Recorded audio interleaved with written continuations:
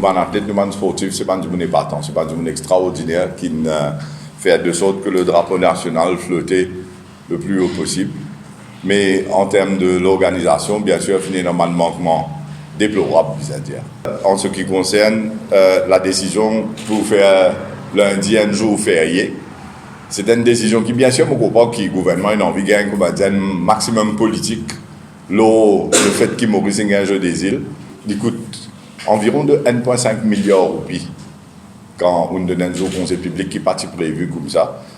Réforme partie, si nous sommes un gouvernement, nous donnons 1 million de roupies, chaque athlète, chaque sportif qui gagne une médaille d'or pour Maurice. Il coûte 92 millions de roupies. Chaque sportif, chaque athlète qui gagne un prix de 1 million pour cet achievement, qui ont gagné une médaille d'or pour le pays et une fait Maurice remporte le jeu des îles.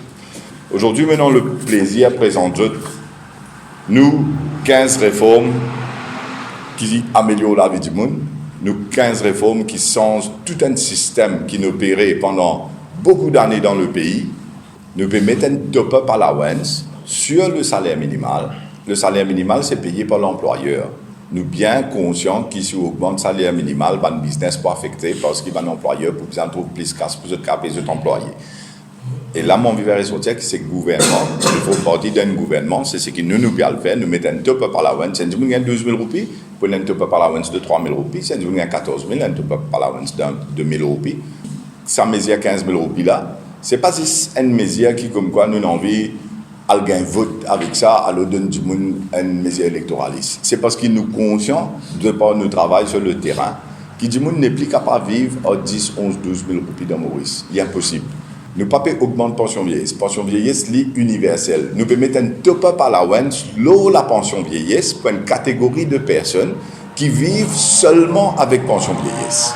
Qui veut dire qu'il a besoin de débrouiller sur la vie avec 6 700 roupies.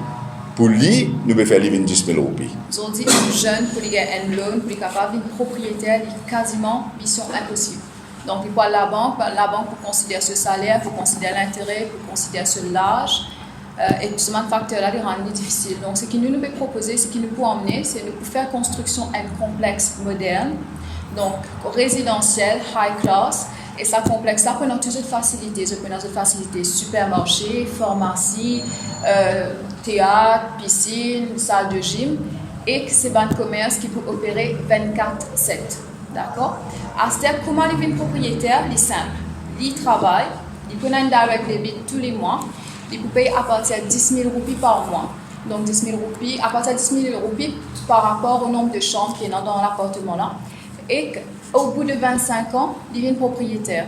Et ce qui est plus intéressant, c'est qu'ils peuvent payer ça sans l'intérêt, sans dépôt et sans loan. Alors, un des affaires qui nous peut faire, pension à vie. Ministre, député, président, définitivement aboli. Réduction de salaire, deuxième chose. Premier ministre, réduction de salaire de 150 000 roupies par mois, trop beaucoup casse. Ministre, président, speaker, par 100 000 roupies par mois. Alors, 50 000 roupies, réduire l'allocation de tous les députés. Donc, tout le monde aujourd'hui qui touche à partir, enfin, plus de 350 000 par mois, nous pouvons taxer, nous pouvons introduire une wave tax, donc de 20% pour cette personne-là. Alors, nous, ce qui nous peut introduire, et ça pour révolutionner le système à Maurice, c'est bizarre qui, quand une propriété peut sans la main, alors dire que ce soit la terre, l'argent, ou bien même bâtiment, l'auto, etc., de plus de 50 millions de roupies. En bas 50 millions, on est exempté. Plus de 50 millions, si vous pouvez passer ça de père en fils, ben vous avez 20% de taxe gouvernement. Bénéficiaire là, vous avez 20% de taxe gouvernement.